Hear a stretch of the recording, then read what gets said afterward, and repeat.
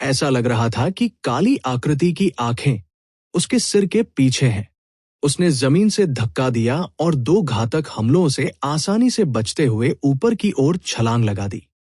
Fire dragon और तलवार की गेंद फट गई, जिससे एक मजबूत शॉकवेव पैदा हुई जो बाहर निकल गई। दोनों भड़क गए। उस काली आकृति को रोकने के लिए वे अर्जुन देव पर सभी प्रकार के हमले भेजते हुए उन्मत्त रूप से दौड़े। Band band band. सर्वोत्कृष्टता बढ़ गई और चट्टानें उड़ गई। भयानक शॉकवेव ने एक तेज हवा पैदा की, जिससे आसपास का वातावरण चाकू की तरह कट गया। हालांकि अर्जुन देव ने इन सभी हमलों को चकमा दे दिया, लेकिन उन्होंने जो काला लबादा पहना था वो पहले से ही फट फूट चुका था। यह अब उपयोगी नहीं था, इसलिए उसने लापरवाही से इसे उतार दिया। जैसे ही सफेद क्लियर विंड रोब दिखाई दिए, एलेक्स और ललित वर्मा ने तुरंत अर्जुन देव को पहचान लिया। वे अवाक रह गए। यह कैसे हो सकता है? वो बहुत गंभीर रूप से घायल है। वह इतने कम समय में कैसे प्रकट हो सकता है? दोनों की आंखों में झटका चरम पर था। वे मदद नहीं कर सकते थे, लेकिन वे जो कर रहे थे उसे रोक सकते थे। वे अचंभे में पड़े अर्जुन देव को घूर रहे थे। इतनी सारी योजनाओं और योजनाओं के बाद, इतने दौर की खोज के बाद, अंत में यह 1000 साल पुराना व्हाइट नवजात फल अभी भी एक बाहरी व्यक्ति के हाथों में समाप्त हो गया। उन आत्मिक जानवरों पर ध्यान न दे, उसे ब्लॉक करो। जब दोनों ने अपनी बुद्धि को ठीक किया और देखा कि अर्जुन देव पहले ही बहुत दूर भाग चुके हैं, तो वे पहाड़ की तलहटी में स्थित शिष्यों पर चिल्लाने लगे। तुरंत सैकड़ों मार्शल मोनार्क ने उन स्पिरिट बीस्ट को छोड़ दिया जिनसे वे लड़ रहे थे, और खुद को अर्जुन देव पर लॉन्च कर दिया। सो सो सो कई आंकड़े उड़ गए। उनकी सर्वोत्कृष्टता बढ़ गई। 200 या 300 मार्शल मोनार्क एक साथ दिखाई दिए। उनकी आभा एक में विलीन हो गई, जो अर्जुन देव के सामने एक विशाल पर्वत श्रृंखला की तरह लग रही थी। करीब 300 मार्शल मोनार्क थे, यद्यपि उनकी खेती अलग अलग थी। अगर वे एक साथ हमला करते हैं तो एक आधा ऋषि भी आमने सामने टकराने की हिम्मत नहीं करेगा। अर्जुन देव का चेहरा डूब गया और उनकी चेतना का समुद्र उमड़ पड़ा। उन्होंने जल्दी से अपने शरीर में ड्रैगन टोन आर्ट को प्रसारित किया। एक ही समय में अपनी सर्वोत्कृष्टता और मानसिक ऊर्जा को खत्म कर दिया। ड्रैगन के आकार का क्विंटेसेंस उसके शरीर में घूम रहा था, और गूंजती हुई ड्रैगन की दहाड़ लगातार गूंज रही थी। जब अर्जुन देव ने अपने सीने में विस्फोटक ऊर्जा महसूस की, तो उन्होंने अपना मुंह खोला और दहाड़ने लगे। जोरदार ट्रू ड्रैगन की आवाज तुरंत बाहर निकल गई। हवा गरजने लगी और ड्रैगन की शक्ति फैल गई। गुंजयमान ड्रैगन की आवाज गड़गड़ाहट की ताली की तरह थी। कान फाड़ने लगी। जब ध्वनि की लहर फैल गई, तो रास्ते में पेड़ों ने कुरकुरी चटकने की आवाज दी, क्योंकि वे सभी आधे में टूट गए। करीब 300 मार्शल सम्राटों ने उन पर एक तेज हवा का झोंका महसूस किया। वे अपनी आंखें भी नहीं खोल पा रहे थे। कमजोर खेती वाले लोगों को भी वापस खटखटाया गया। इससे भी अधिक भयावह बात यह थी कि ड्रैगन की शक्ति ध्वनि तरंग में निहित थी, जो बढ़ती मानसिक ऊर्जा से भरी हुई थी। जब ये इन लोगों की चेतना के समुद्र में प्रवेश करता है, तो ऐसा लगता है जैसे उनके दिमाग में गड़गड़ाहट हो रही हो। उसका पूरा सिर अचंभे में था, और उसके हाथों की हरकतें एक पल के लिए रुक गई। इस पल का फायदा उठाते हुए अर्जुन देव ब्लू ड्रैगन की छवि पर खड़े हो गए और चार्ज हो गए। क्रूर प्रभाव ने उसके सामने के लोगों को रेत की बोरियों की तरह हवा में गिरा दिया। जब तक इन लोगों ने अपनी बुद्धि को ठीक किया, तब तक अर्जुन देव ने इस पल का फायदा उठाकर भीड़ को पार कर दूर भाग लिया था। जब एलेक्स और ललित वर्मा ने यह दृश्य देखा, तो वे दंग रह गए। भले ही वे बहुत जानकार थे, लेकिन उन्होंने दुनिया में इस तरह की अजीब मार्शल तकनीक के बारे में पहले कभी नहीं सुना था। जब तक वे दोनों फिर से संगठित हुए और ढलान के चारों ओर सभी रैंक 9 स्पिरिट बीस्ट को खदेड़ दिया, तब तक अर्जुन देव बिना किसी निशान के गायब हो चुके थे। कितना घृणित, एलेक्स ने अपने दांत भींच लिए और उसका रंग राख हो गया। वह जमीन पर जोर से पटक दिया, जिससे पहाड़ कांपने लगा। अगर ललित वर्मा ने व्हाइट नेशन फ्रूट छीन भी लिया होता तो भी एलेक्स को इतना उदास महसूस नहीं होता। हालांकि वो एक अनाम बव्वा को स्वीकार नहीं कर सका जो 1000 साल पुराने सफेद नवजात फल को छीन रहा है। ललित वर्मा की अभिव्यक्ति भी डरावनी रूप से भद्दी थी, यहां तक कि एलेक्स से भी बदतर। मूल रूप से उनके वर्मा कबीले ने सबसे पहले सफेद नवजात फल की खोज की थी। उनके दिल में वर्मा कबीले ने पहले से ही 1000 साल पुराने सफेद नवजात फल को अपने परिवार के खजाने के रूप में मान लिया था। वर्मा कबीले ने बहुत प्रयास किया था, कई लोगों को जुटाया था और कई अभिजात वर्ग को खो दिया था। अंत में यह किसी और को लाभान्वित करने के लिए समाप्त हो गया। ललित वर्मा इसे कैसे स्वीकार कर सकते हैं? सफेद नवजात फल तोड़ने के बाद इसे 12 घंटे के भीतर सेवन करना होगा। कोई भी भंडारण स्थान बेकार है। यह व्यक्ति दूर नहीं जा सकता। हमारे पास अभी भी एक मौका है, एलेक्स ने उदास भाव से कहा जब उसने कुछ सोचा। यदि किसी ने सफेद नवजात फल को पूरी तरह से नहीं चुना है तो इसे तोड़ने के तुरंत बाद इसका सेवन करना सबसे अच्छा था। अन्यथा इसमें निहित आध्यात्मिक ऊर्जा धीरे धीरे बाहर निकल जाएगी। यदि कोई 12 घंटे के भीतर इसका सेवन नहीं करता है तो 1000 साल पुराना सफेद नवजात फल एक साधारण स्पिरिट फ्रूट बन जाएगा, जो अब पहले की तरह चमत्कारी नहीं रह जाएगा। ललित वर्मा की आंखें आशा से चमक उठीं। ये सही है, वह 12 घंटे के भीतर सैवेज बीस्ट फॉरेस्ट को नहीं छोड़ पाएगा। अगर हमारे दोनों कबीले एक साथ काम करते हैं तो हम निश्चित रूप से उसे ढूंढ पाएंगे। दोनों कुलों के सैवेज बीस्ट फॉरेस्ट में गढ़ थे। उनके पास एलेक्स और एलेक्स की तुलना में कहीं अधिक लोग थे। दूसरों की खेती कमजोर हो सकती है, लेकिन किसी को खोजने के लिए उनके लिए कई आवश्यकताएं नहीं थी। दूसरी तरफ अर्जुन देव रुकने से पहले 5 किलोमीटर तक दौड़े। उसे यूनिवर्स रिंग में कुछ गड़बड़ महसूस हुई।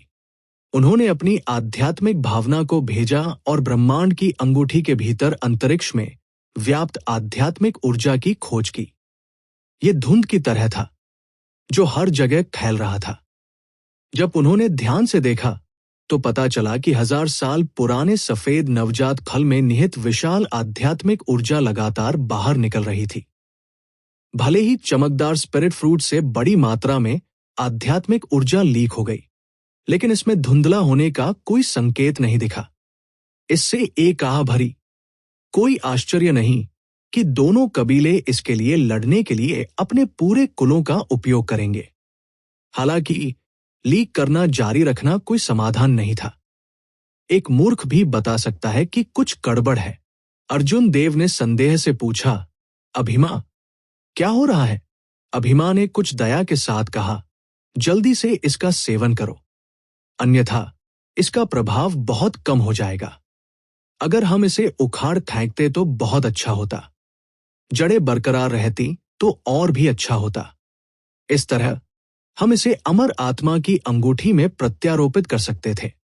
अर्जुन देव फूट फूट कर मुस्कुराया। अभिमा ने इसे आसान बना दिया। उस समय यह कहा जा सकता है कि उन्होंने इसे 2 अर्धऋषियों के हाथों से छीन लिया था। यदि इन 2 अर्धऋषियों के लिए एक दूसरे से डरने और गुप्त उद्देश्यों को आश्रय देने के लिए नहीं, तो उन्हें एक मौका नहीं मिलता। 1000 साल पुराने इस व्हाइट नेशन फ्रूट को कम समय में रिफाइन करना बहुत मुश्किल होगा। दोनों कबीले निश्चित रूप से लोगों को उसकी तलाश में भेजते थे। यदि शोधन प्रक्रिया के दौरान किसी ने उसे बाधित किया तो परिणाम भयानक होंगे। सबसे अच्छा, वो गंभीर रूप से घायल हो जाएगा।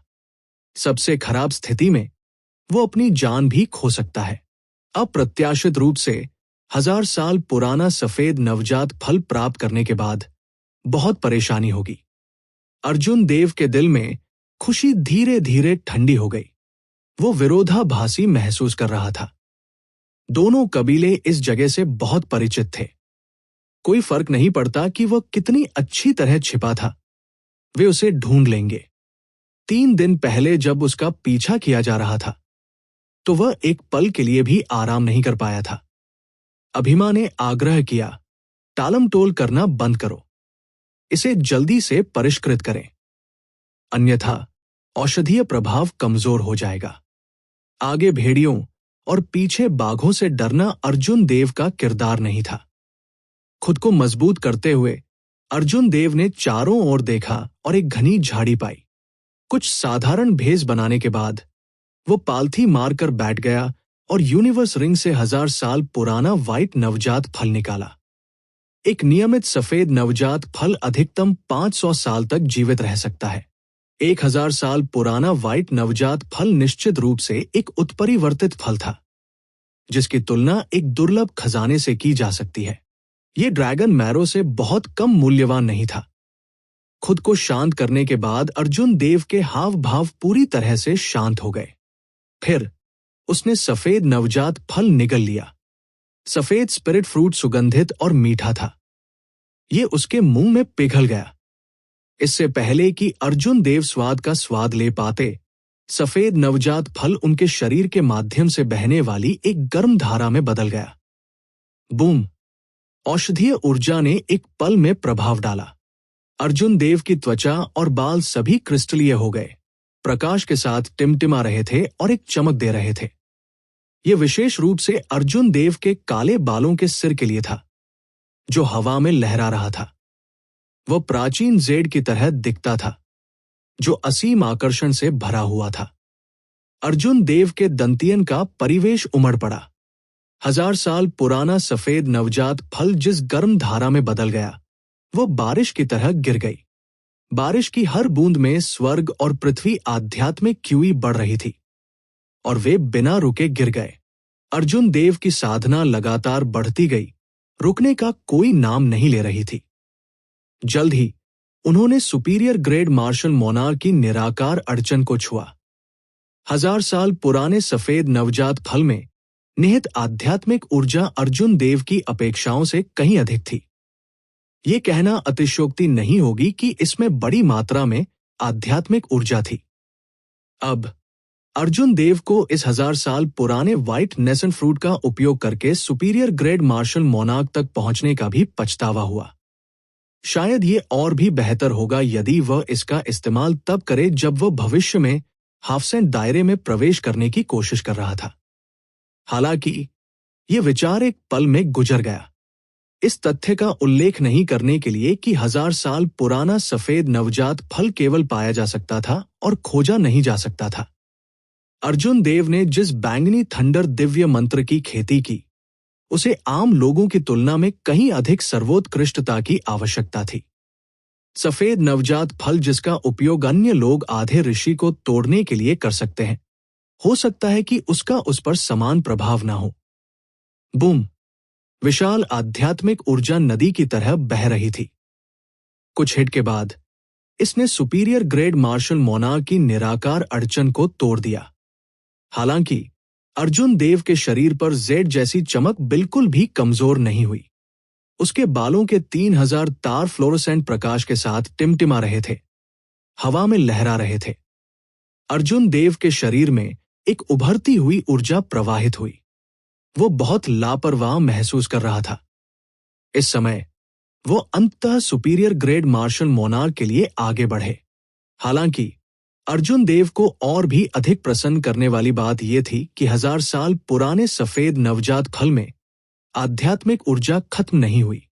अर्जुन देव के दांतियन के आसपास की दुनिया में बारिश की बूंदें लगातार गिरती रहीं।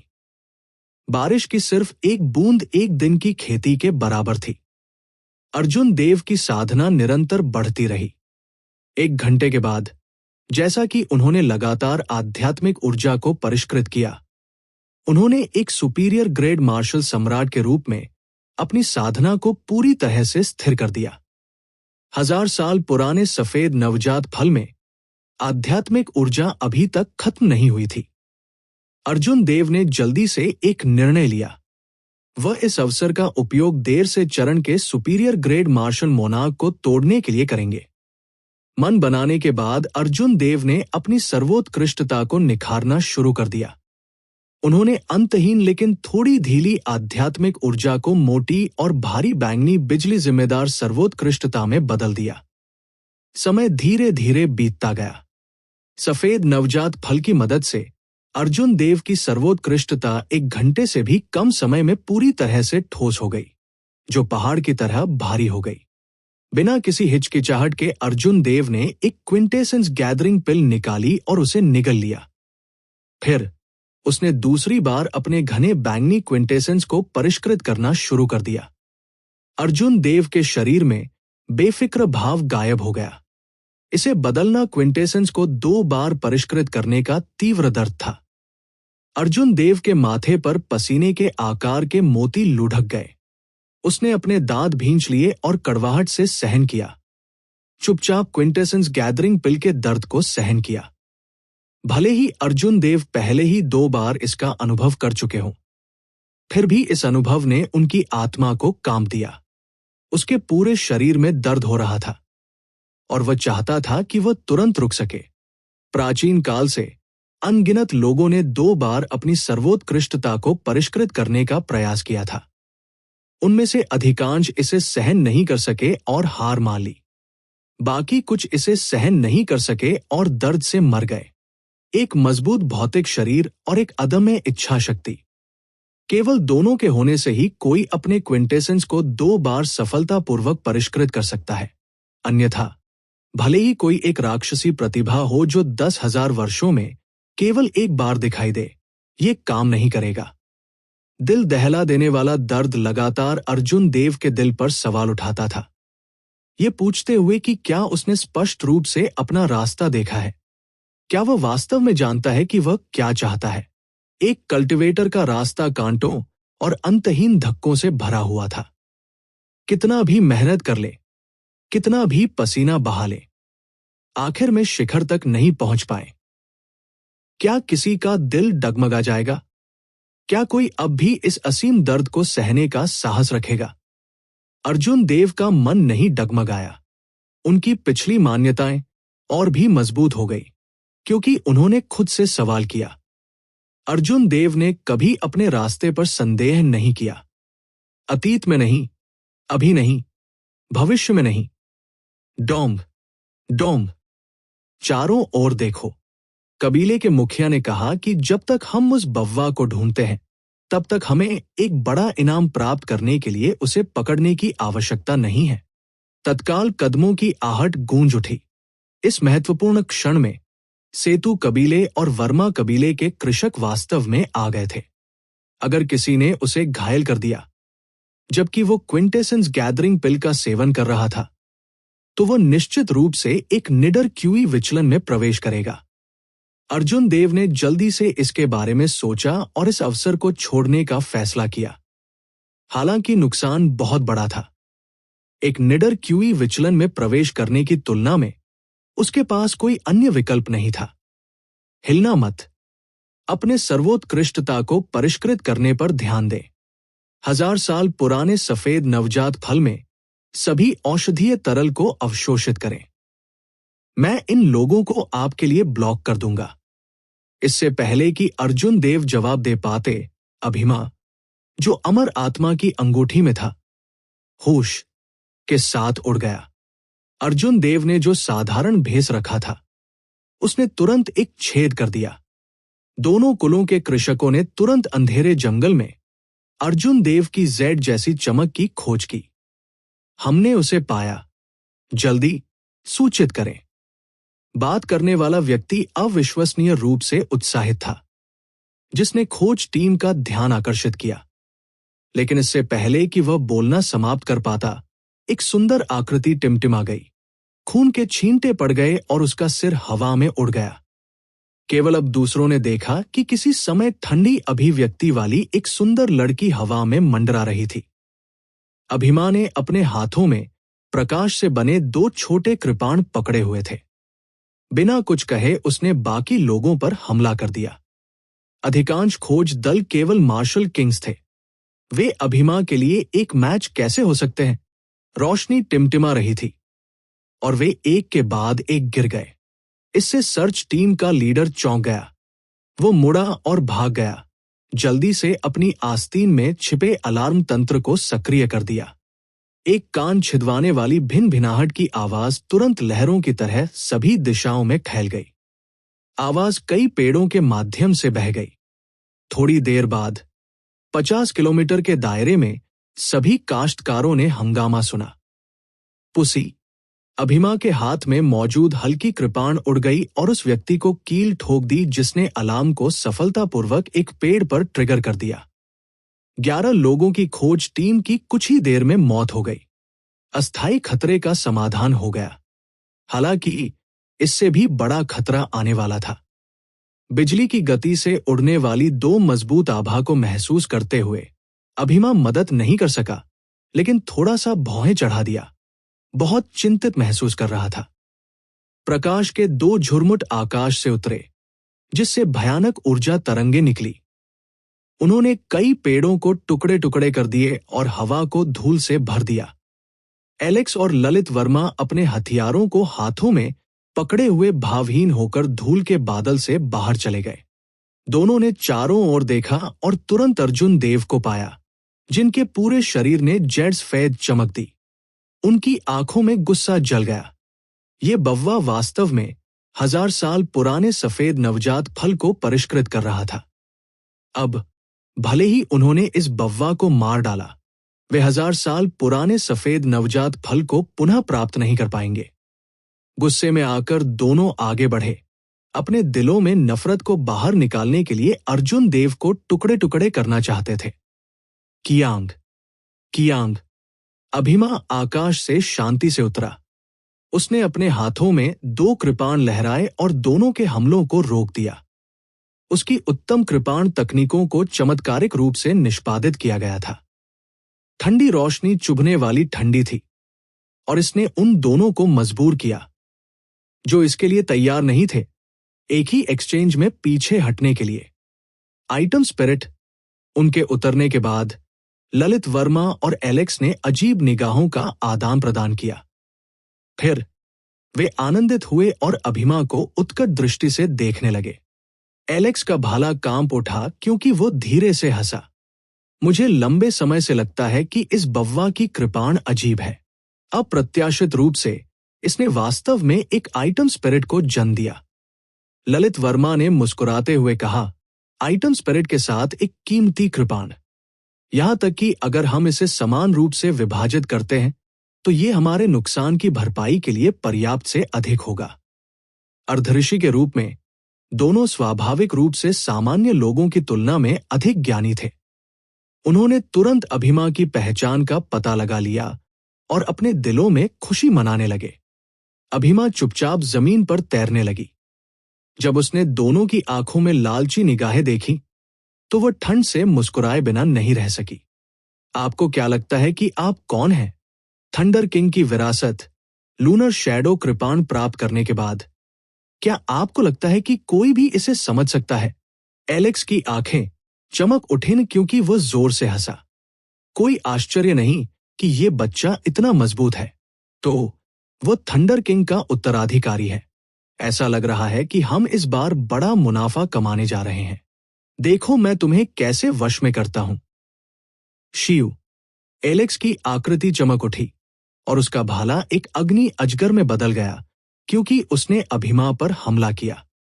आग की मजबूत स्थिति के साथ विशाल सर्वोत्कृष्टता थी। इसकी ताकत अविश्वसनीय रूप से चौंकाने वाली थी। ललित वर्मा पीछे नहीं रहना चाहते थे। उसकी तलवार पर एक नीली रोशनी उमड़ पड़ी क्योंकि वह जल्दी से पीछा कर रहा था। जब से थंडरवुड स्वॉर्ड टूट गया था, अभिमा ने अपनी ताकत वापस नहीं पाई थी। वो लूनर शैडो कृपाण में पुनर्जन्म ले चुकी थी। फिर भी वो मुश्किल से एक मेडियल ग्रेड मार्शल मोनार्क की युद्ध क्षमता तक पहुंची। साधना के मामले में अर्जुन देव का दोनों का कोई सानी नहीं था। सौभाग्य से उसकी कृपाण तकनीक और युद्ध तकनीक उनसे कहीं आगे निकल गई। वह अभी भी कुछ समय के लिए दोनों से निपट सकती थी। हालांकि जैसे जैसे समय बीतता गया, स्थिति धीरे धीरे बदतर होती गई। सर्वोत्कृष्ट थकावट के उनके निरंतर हमलों के तहत अभिमा को इसे पकड़ना मुश्किल हो रहा था। बैंग! अभिमा में एक ओपनिंग दिखाई दी और एलेक्स ने इसका फायदा उठाया। उसका भाला बाहर निकल गया और अभिमा के कमजोर शरीर को उड़ने लगा। छोटी लड़की, तुम अभी भी घमंड करने की हिम्मत करती हो? क्या इस बूढ़े आदमी के पास लूनर शैडो कृपाण चलाने की योग्यता है? एलेक्स पागलों से हंसा और हमला करने के लिए स्थिति का फायदा उठाया। एक अग्नि अजगर ने उसके भाले को घेर लिया, जिससे अभिमा को बार बार पीछे हटने के लिए मजबूर होना पड़ा। बूम!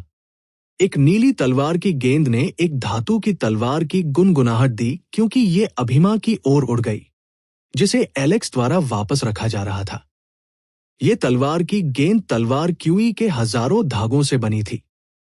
अगर मारा जाता है तो ऐसा लगेगा जैसे किसी ने हजारों तलवारें घुमा दी हैं। ये ललित वर्मा का अनोखा मारक कदम था। वो इस अवसर का लाभ उठाकर अभिमा को एक चाल में उतारना चाहता था और उसे समर्पण करने के लिए मजबूर करना चाहता था। ठीक इसी महत्वपूर्ण क्षण में पीछे की झाड़ियों में जेड जैसे अर्जुन देव ने अचानक अपनी आंखें खोली। उसकी आंखें एक अद्वितीय तीक्ष्णता से चमक उठीं। प्रकाश कम हो गया और अर्जुन देव की निगाहें ठंडी और भावहीन हो गई। वो उछल पड़ा और अपने दाहिने हाथ में एक विशाल बिजली जिम्मेदार क्विंटेसेंस इकट्ठा किया। अर्जुन देव ने अपनी मुट्ठी भींच ली और मुक्का मारा, जिससे उस पर उड़ती नीली तलवार का गोला मारा। बिजली की रोशनी लौ की तरह फट गई और नीली तलवार की गेंद में छिपी असीम तलवार क्यूई इस मुक्के से बिखर गई। ये तलवार की हवाओं में बदल गया और सभी दिशाओं में बिखर गया। ललित वर्मा के घातक प्रहार को एक मुक्के से चकनाचूर करने के बाद अर्जुन देव ने एलेक्स की ओर देखा, जो अभिमा पर लगातार हमला कर रहा था। उसकी ठंडी आंखों में कोई भावना नहीं थी। अर्जुन देव के पैरों के नीचे एक नीला अजगर की छवि दिखाई दी और उसे आगे ले गई। फिर अर्जुन देव ने बिना किसी हिचकिचाहट के मुक्का मारा। आकाश में गड़गड़ाहट हुई और उसकी मुट्ठी पर टिमटिमाती बिजली की रोशनी ऐसा लग रहा था जैसे ये हमेशा के लिए रहेगी। अर्जुन देव के लंबे बाल हवा में लहरा रहे थे। बिजली की रोशनी के नीचे वो एक युद्ध देवता की तरह लग रहा था जो शक्ति से भरा हुआ था। जैसे ही अर्जुन देव करीब पहुंचे, उन्होंने प्राचीन संप्रभु की आभा को सक्रिय कर दिया। एक विशाल और महाकाव्य आभा पहाड़ की तरह दब गई, जिससे एलेक्स की हरकतें रुक गई। बैंग! इस क्षणभंगुर अवसर का लाभ उठाते हुए बैंगनी बिजली की रोशनी से टिमटिमाती अर्जुन देव की मुट्ठी तेजी से एलेक्स के सीने में टकरा गई। बैंग! जब अर्जुन देव की मुट्ठी एलेक्स के सीने पर गिरी तो उसने गड़गड़ाहट की आवाज दी। बिजली आकाश में फैल गई और एक विशाल बिजली जिम्मेदार क्विंटेसेंस एलेक्स के शरीर में उसकी छाती के माध्यम से डाली। एलेक्स का सिर काले बालों से भरा था। ची! उन सभी को बिजली का झटका लगा था।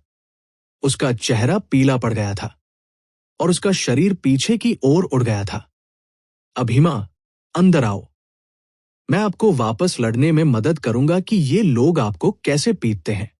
अपने सामने दो लोगों को भावहीन रूप से देखकर अर्जुन देव की आंखें हत्या के इरादे से भर गई और उनकी आभा बढ़ती रही। टिमटिमाती बिजली ने उसके नाजुक चेहरे को रोशन कर दिया, जिससे ये विशेष रूप से आकर्षक लग रहा था। अभिमा के पीले चेहरे पर मुस्कान उभर आई। ये वाक्य उसके लिए काफी था।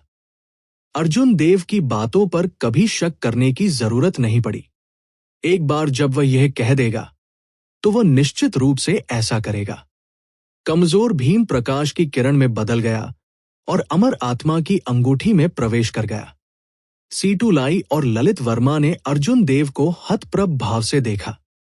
अर्धऋषियों के रूप में वे वास्तव में अर्जुन देव के सामने थोड़ा डरपोक महसूस करते थे। अर्जुन देव ने एक मुक्के से ललित वर्मा की तलवार की गेंद को चकनाचूर कर दिया और एलेक्स को दूसरे मुक्के से उड़ते हुए भेज दिया। 1000 साल पुराने व्हाइट नेसन फ्रूट को खाने के बाद अर्जुन देव ने जो ताकत दिखाई वह दोनों की उम्मीदों से कहीं अधिक थी। अर्जुन देव ने धीरे से अपना बायां हाथ लहराया और चंद्र छाया कृपाण उसकी मुट्ठी में प्रकट हुआ। फिर उसने दोनों की ओर देखा और उदासीनता से कहा, अपनी चाल चलाओ। मुझे देखने दे कि मेरे लूनर शैडो सेबर को लेने के लिए आपके पास क्या योग्यता है। ललित वर्मा और सीटू लाई ने एक दूसरे की नजरों से देखा। वे एक दूसरे के भावों में अविश्वसनीयता देख सकते थे। व्हाइट रोब ब्लेड्समैन, जिसका उन्होंने 2 बार पीछा किया और बुरी तरह भागने के लिए मजबूर किया, ने वास्तव में उन्हें चुनौती देने की पहल की। चूंकि आप इतना मरना चाहते हैं, मैं, एलेक्स, आपकी इच्छा पूरी करूंगा। एलेक्स अब अर्जुन देव की आंखों में तिरस्कारपूर्ण दृष्टि को सहन नहीं कर सका। वो क्रूरता से दहाड़ता है और हमला करने की पहल करते हुए अपना भाला लहराया। 9 निडर फायर ड्रैगन उसके पीछे उड़ गए। भाले के मार्गदर्शन में वे जल्दी से अर्जुन देव की ओर उड़ गए। ललित वर्मा के हाव भाव ठंडे पड़ गए। उसने अर्जुन देव के हाथ में चंद्र छाया कृपाण को देखा और उसके चेहरे पर एक लालची अभिव्यक्ति दिखाई दी। फिर उसने जल्दी से पीछा किया और 9 स्टार जैसी नीली तलवार की गेंदें लॉन्च की। दोनों के हमले हेवन रैंक मार्शल टेक्निक्स थे जिन्होंने अर्जुन देव को पहले हराया था। उनका इरादा अर्जुन देव को फिर से गंभीर रूप से घायल करने का था।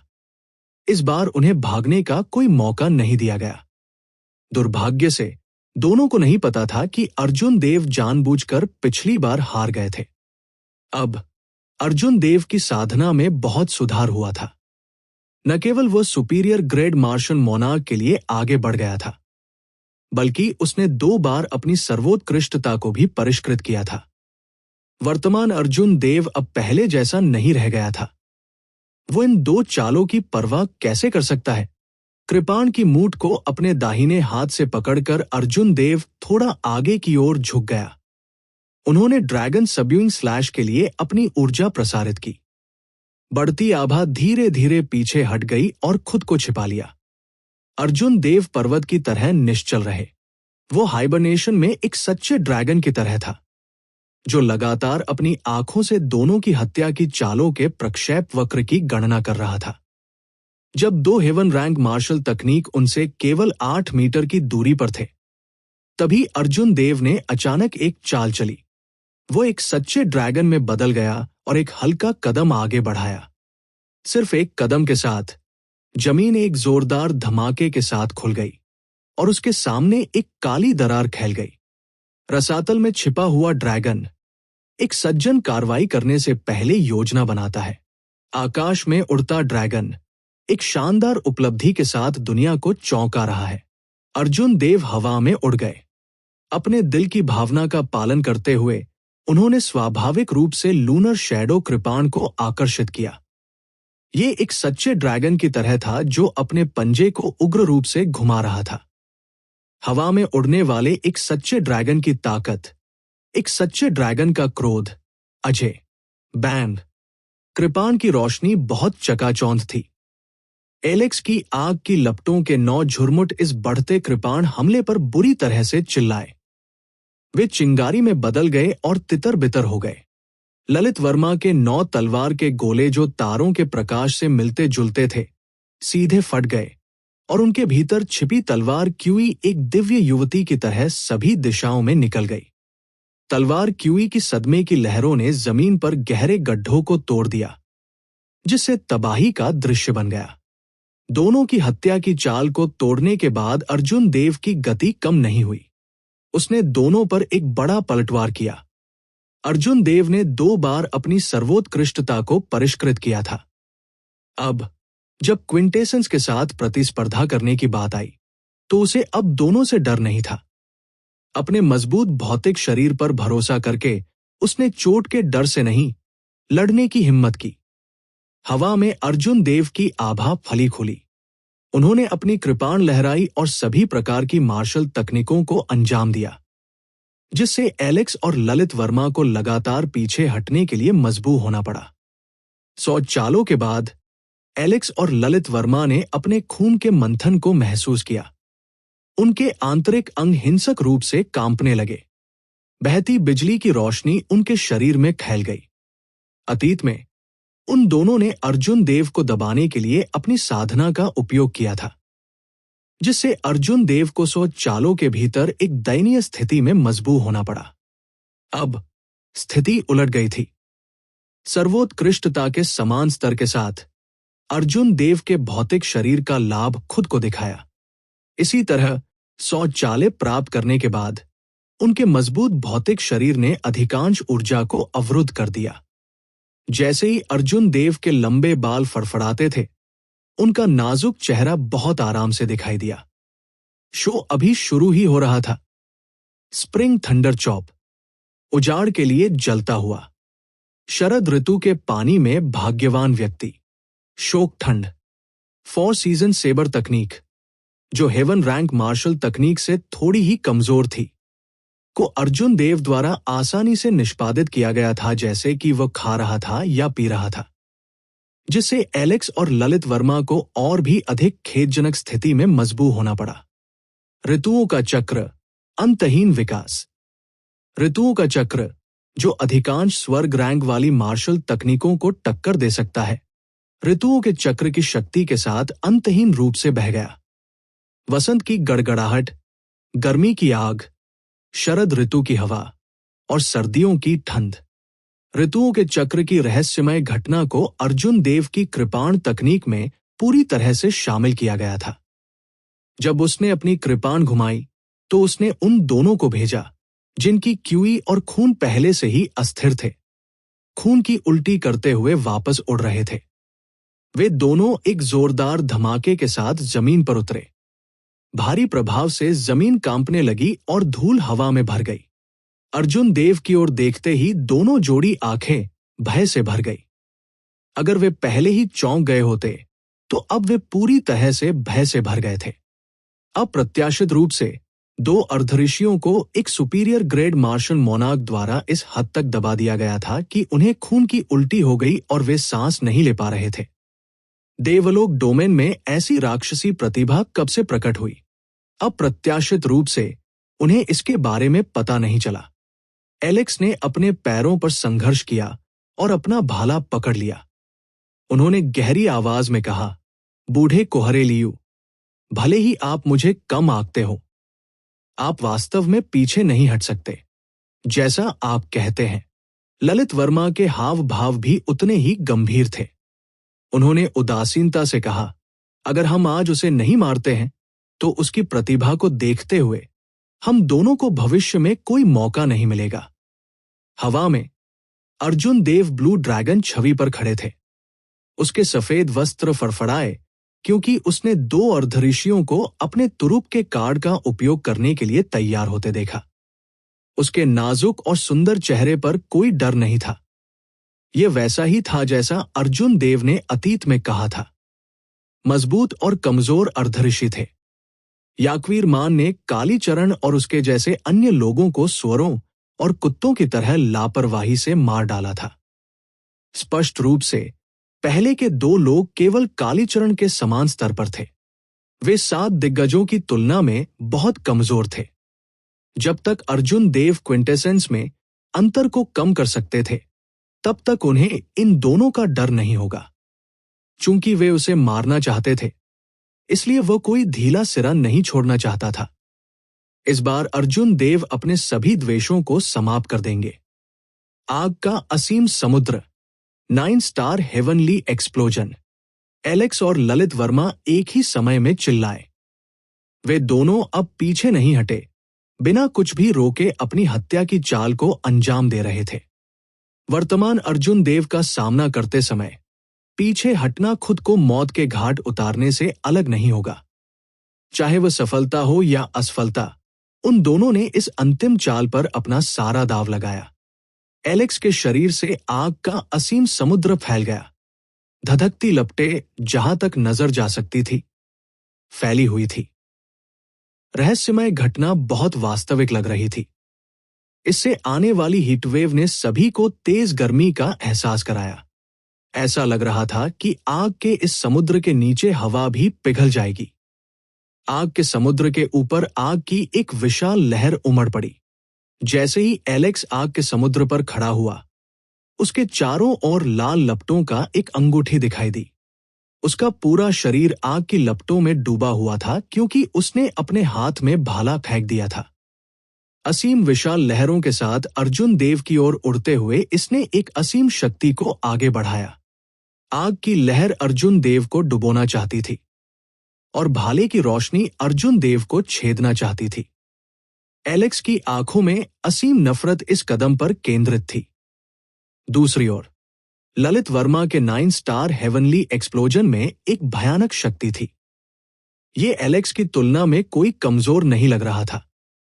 सूरज की तरह चमकीले तलवारों की 9 चमकदार नीली गेंदों ने आकाश में एक वलय बनाया और तेजी से घूमने लगे। ललित वर्मा अपनी तलवार सीधी करके रिंग के बीच में खड़े थे।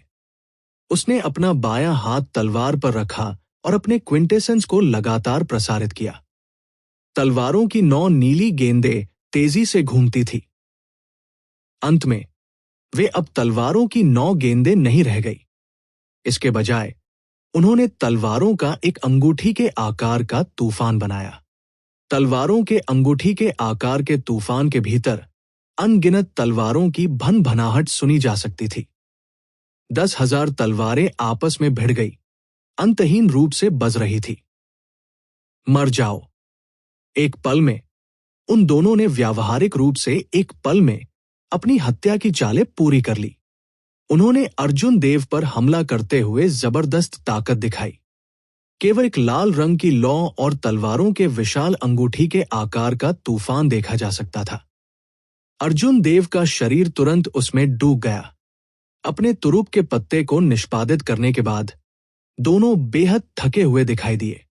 उनकी सर्वोत्कृष्टता समाप्त हो गई थी और उन्होंने अपनी सारी उम्मीदें इन 2 चालों पर रख दी। एलेक्स ने बुदबुदाते हुए, थोड़ा हांफते हुए कहा, इसे खत्म करने का समय आ गया है। यहां तक कि सबसे मजबूत आधार ऋषि भी एक औसत दर्जे का ग्रेड हेवन रैंक वाली मार्शल तकनीक से बच नहीं पाएगा, जिसने हमारे सभी सर्वोत्कृष्टता को समाप्त कर दिया। कोई बात नहीं, ये बव्वा सिर्फ एक सुपीरियर ग्रेड मार्शल मोनार्क था। कोई फर्क नहीं पड़ता कि वह कितना राक्षसी था। वो मृत्यु से बच नहीं पाएगा क्योंकि 2 अर्धऋषियों ने पीछे हटने के सभी साधनों को काट दिया था। ललित वर्मा के दिल में भी यही विचार था। उसकी निगाहें तत्काल थी, ये जानने के लिए उत्सुक थी कि जब अर्जुन देव को निगल लिया जाएगा तो वो कितनी बुरी तरह समाप्त हो जाएगा। बैंग! अचानक आग के समुद्र से एक चमकदार सुनहरी रोशनी निकली। दोनों, जिन्होंने अपनी सर्वोत्कृष्टता की सुरक्षा खो दी थी, उनकी आंखों में सुइयों की तरह चुभने वाला दर्द महसूस हुआ। आग के असीम समुद्र में एक जोरदार विस्फोट गूंज उठा। भयानक शॉक वेव ने घने बादल बना दिए जो आकाश में उड़ गए। जमीन में 1 किलोमीटर चौड़ा एक गहरा सर्पिल आकार का गड्ढा दिखाई दिया। जब सारी धूल और मलबा आसमान में उड़ गया तो एलेक्स और ललित वर्मा ने आखिरकार अंदर की स्थिति देखी। सफेद वस्त्र धारण करने वाले अर्जुन देव के बाल हवा में लहरा रहे थे। उसका नाजुक चेहरा उच्च आत्माओं में था। वो बिल्कुल भी घायल नहीं लग रहा था। अर्जुन देव के सामने हवा में एक अजीब सी लौ का आरेख मंडरा रहा था। ये सुनहरी रोशनी से टिमटिमा रहा था और पूरी दुनिया सहित दुनिया की हर चीज को भौतिक रूप से साकार कर रहा था। ये नामुमकिन है। अप्रत्याशित रूप से वो बिल्कुल भी घायल नहीं हुआ है। ये किस तरह की अजीब मार्शल तकनीक है। अप्रत्याशित रूप से उसने 2 अर्धऋषियों की पूर्ण शक्ति वाली हेवन रैंक मार्शल तकनीकों को अवरुद्ध कर दिया। एलेक्स और ललित वर्मा ने चश्मे लगाया। ये ऐसा था जैसे उन्होंने दुनिया की सबसे अकल्पनीय चीज देखी, कुछ ऐसा जो उनकी समझ से परे था। अर्जुन देव की निगाहें ठंडी हो गई। उसने दोनों को प्रतिक्रिया देने के लिए ज्यादा समय नहीं दिया, क्योंकि उसने धीरे से अपना दाहिना हाथ लहराया। ताइजी यिन्यांग फ्लेम डायग्राम आगे बढ़ा। 8 त्रिग्राम, 4 डिवीजन और दुनिया सभी ने इसमें प्रवेश किया। एक यिन और एक यांग, 2 लपटों ने एक दूसरे का पीछा किया, जिससे ताइजी यिन्यांग फ्लेम आरेख की सुनहरी रोशनी और भी चमकदार हो गई। ये सूर्य की तरह लग रहा था, शाश्वत और अटूट था। बैंग! बैंग! 2 तेज आवाजें सुनाई दी। ललित वर्मा और एलेक्स, जिनके पास कोई सर्वोत्कृष्टता नहीं बची थी, बिल्कुल भी विरोध नहीं कर सके। ताइजी यिन्यांग फ्लेम डायग्राम ने उन्हें एक के बाद एक हवा में गिरा दिया। उसका शरीर एक टूटी हुई डोरी के साथ एक पतंग की तरह था, जो हवा में लहरा रहा था। अर्जुन देव का चेहरा डूब गया और उसने अपने हाथ के फ्लिप के साथ नीचे धकेल दिया। जैसे ही धूल उड़ती गई, दो अर्धऋषि, जो कभी प्रसिद्ध थे, को अर्जुन देव द्वारा मांस के पेस्ट में कुचल दिया गया।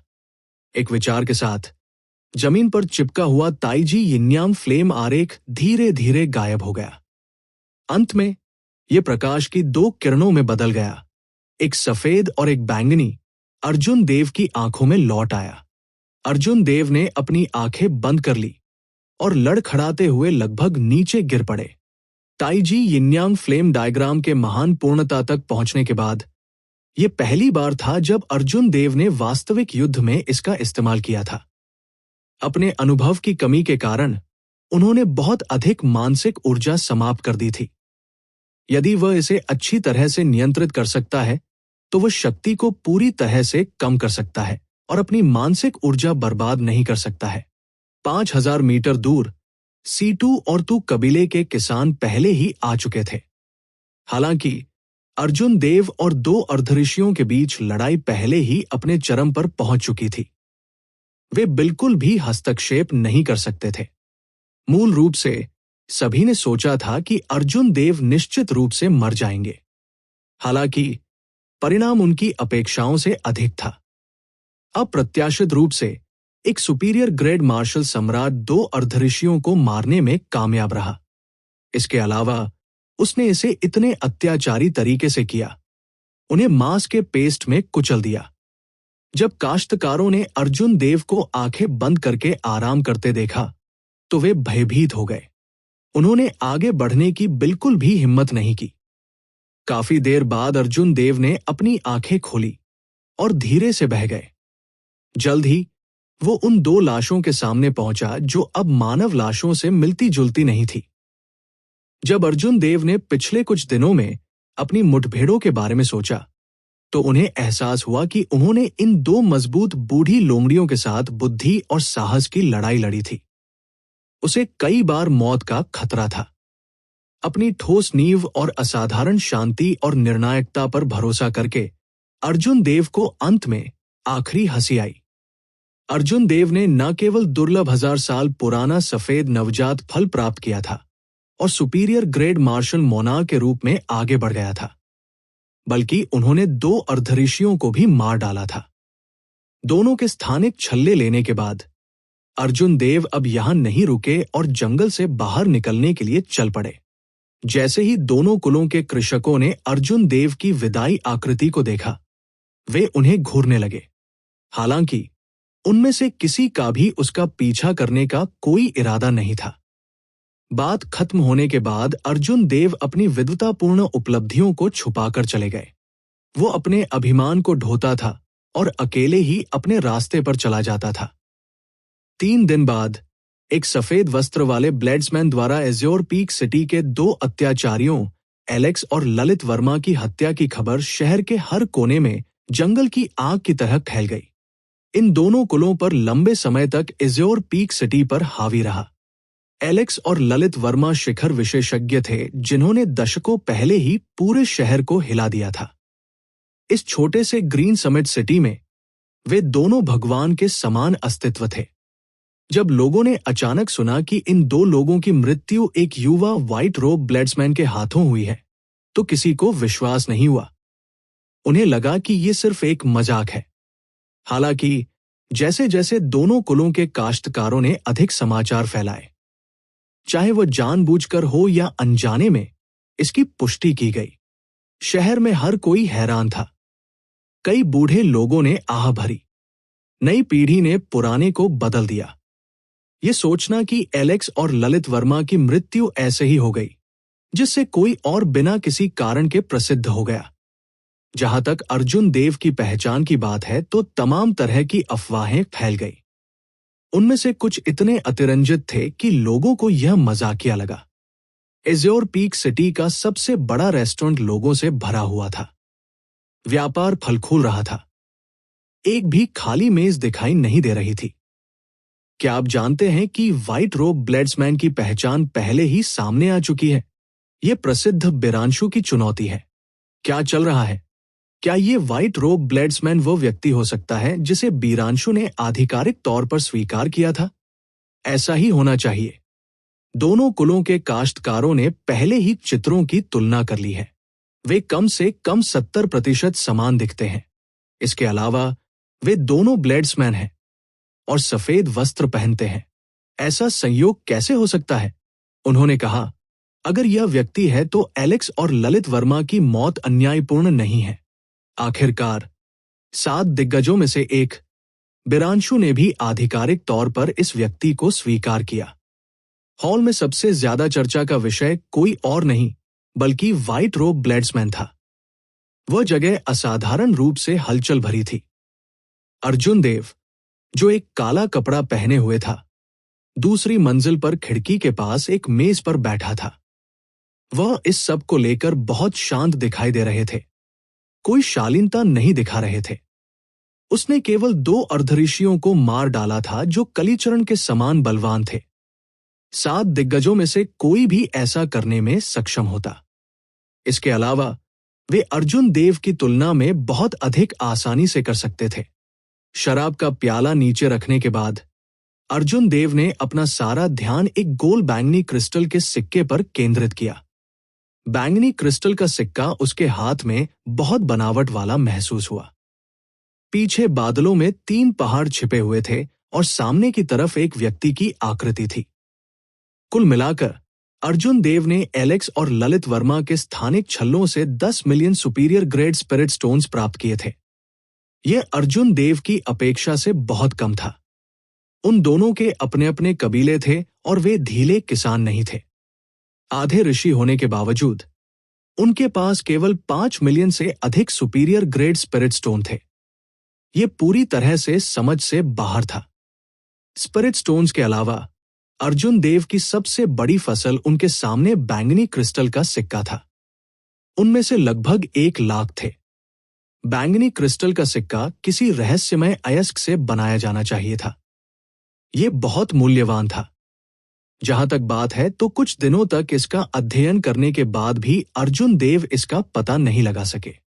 शोरगुल वाले रेस्तरां में अर्जुन देव ने बैंगनी क्रिस्टल का सिक्का रखा और अंत में अभिमा से पूछा, जो अमर आत्मा की अंगूठी में थी, ये क्रिस्टल सिक्का क्या है?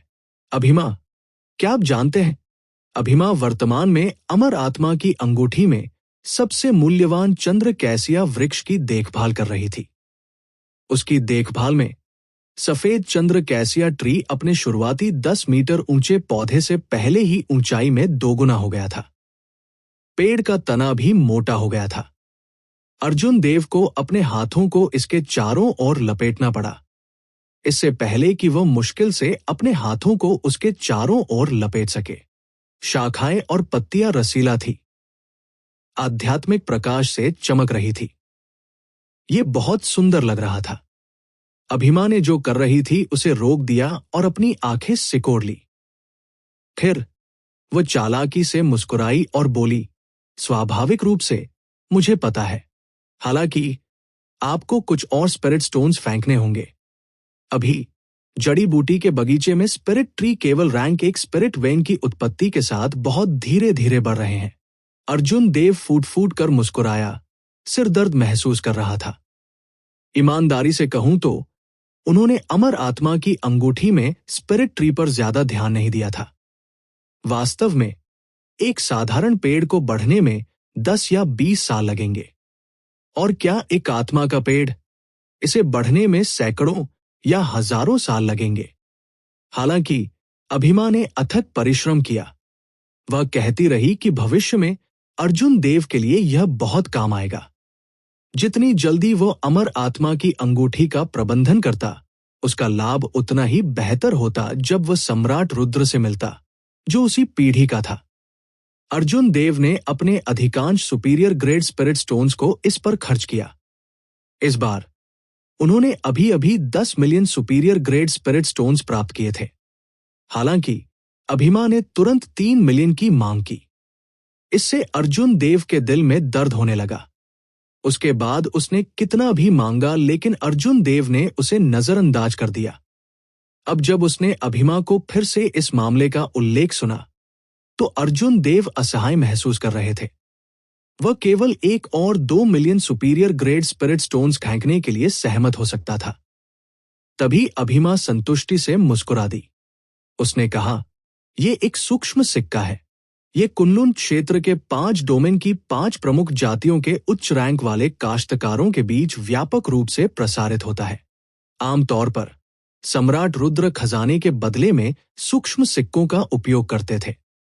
अर्जुन देव ने बैंगनी क्रिस्टल का सिक्का पकड़ा और संदेह से पूछा, सूक्ष्म सिक्का, क्या ये स्पिरिट स्टोन्स के साथ ओवरलैप नहीं होता है? अभिमा ने मुस्कुराते हुए कहा, यह कैसे ओवरलैप हो सकता है? यहां तक कि मानव जाति के देवलोक डोमेन में भी यह ओवरलैप नहीं होगा।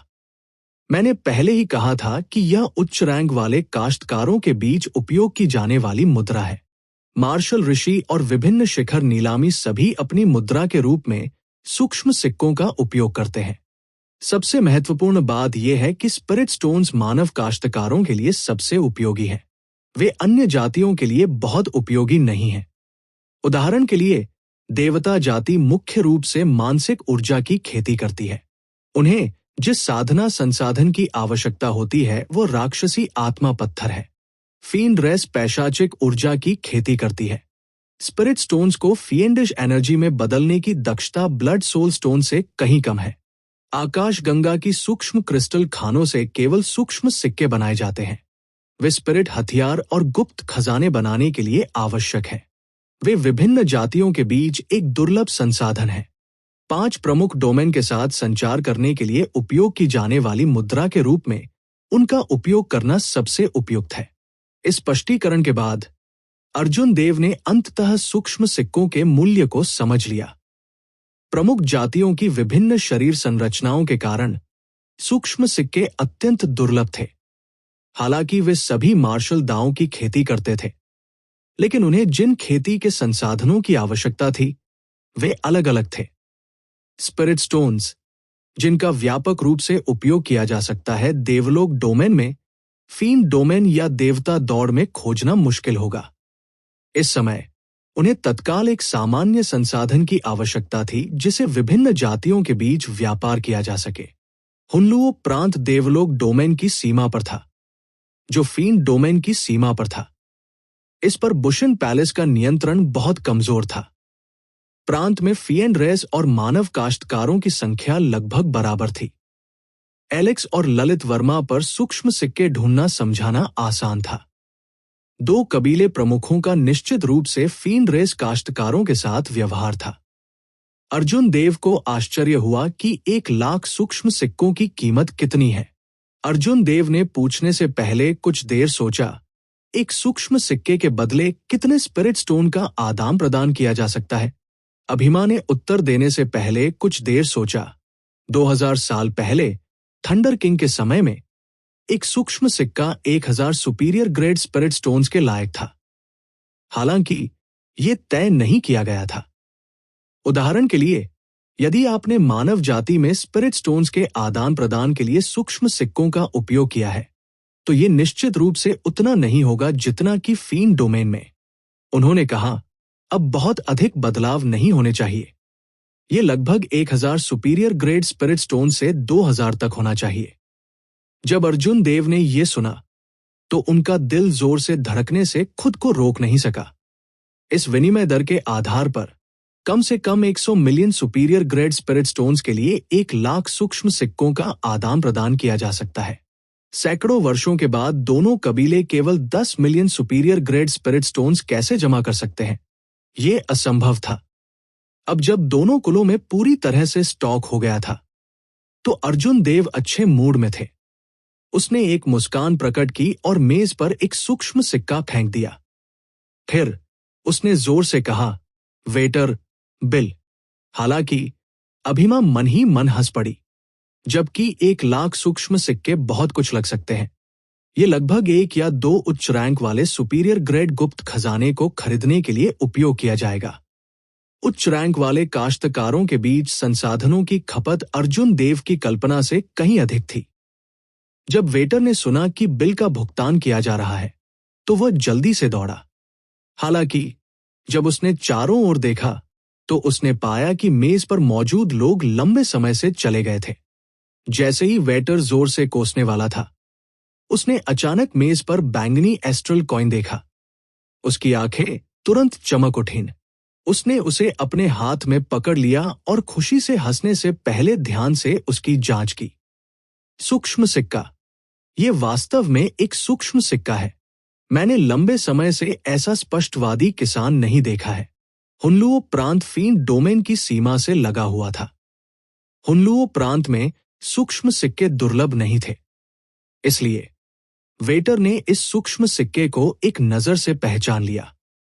सूक्ष्म सिक्कों का मूल्य जानकर वेटर लगभग खुशी में कूद पड़ा। शहर के द्वार के बाहर अर्जुन देव ने अपना काला लबादा उतार दिया और अपने रास्ते पर आगे बढ़ने से पहले इज्योर पीक सिटी पर एक आखिरी नजर डाली। सैवेज बीस्ट फॉरेस्ट में 1 महीने से अधिक समय बिताने के बाद वो पिछले 3 दिनों में पूरी तरह से ठीक हो गया था। अर्जुन देव की मंजिल नहीं बदली।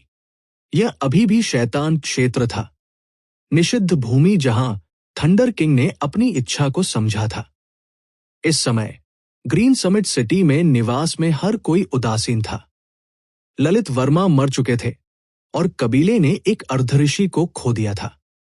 हर कोई भविष्यवाणी कर सकता था कि भविष्य में ग्रीन पीक सिटी में वर्मा कबीले का क्या होगा।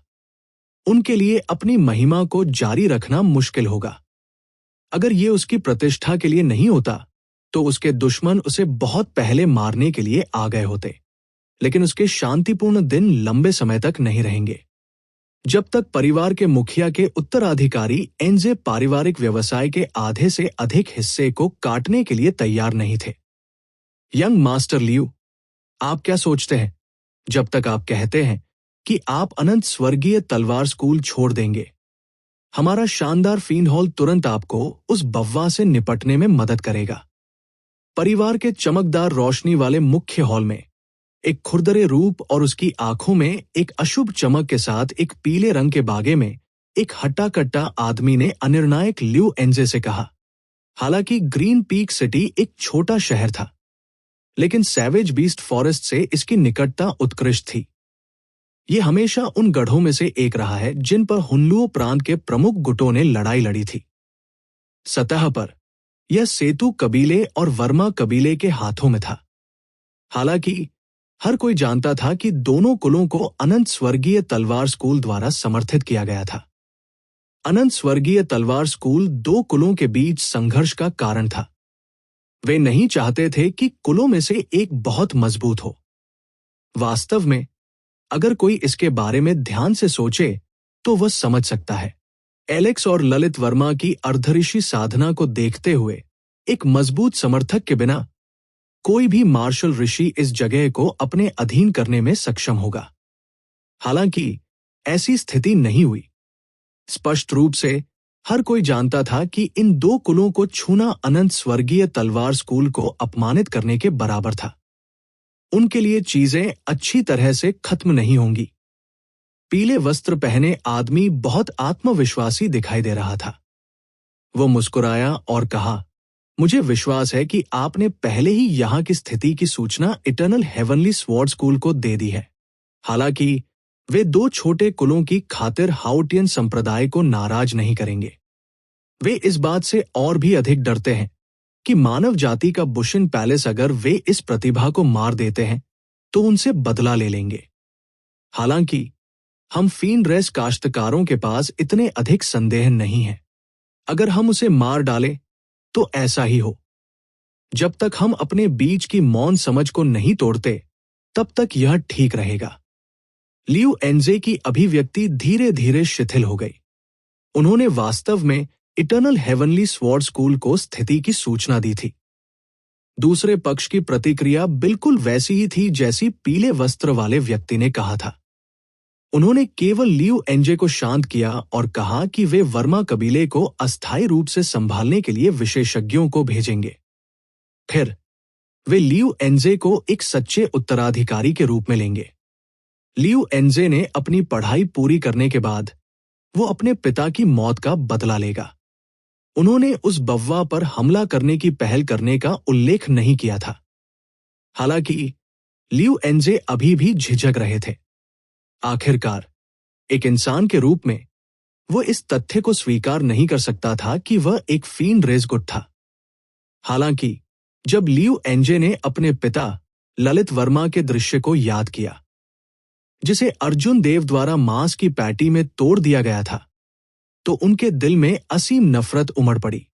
उसने अपने दांत भींच लिए और निर्णय लिया, बहुत अच्छा, मैं तुमसे वादा करता हूं, जब तक आपका शानदार फी एंड हॉल उस बव्वा को मार सकता है, मैं आपको ग्रीन पीक सिटी पर पूर्ण नियंत्रण हासिल करने में मदद करूंगा। पीले वस्त्र पहने आदमी खड़ा हुआ और जोर से हंसा। उन्होंने कहा, कितना आनंददायक। 1 महीने से भी कम समय में उस बव्वा का सिर आपके सामने आ जाएगा। हुनलुओ प्रांत फीन डोमेन और देवलोक डोमेन की सीमा पर स्थित था। मनुष्य और राक्षस जाति पहले ही एक दूसरे में घुसपैठ कर चुके थे, जिससे एक विशेष अराजक भूमि बन गई थी। देवलोक डोमेन का बुशन पैलेस हो या फीन डोमेन का हेवनली फीन पैलेस, वे इस जगह को ठीक से मैनेज नहीं कर सके।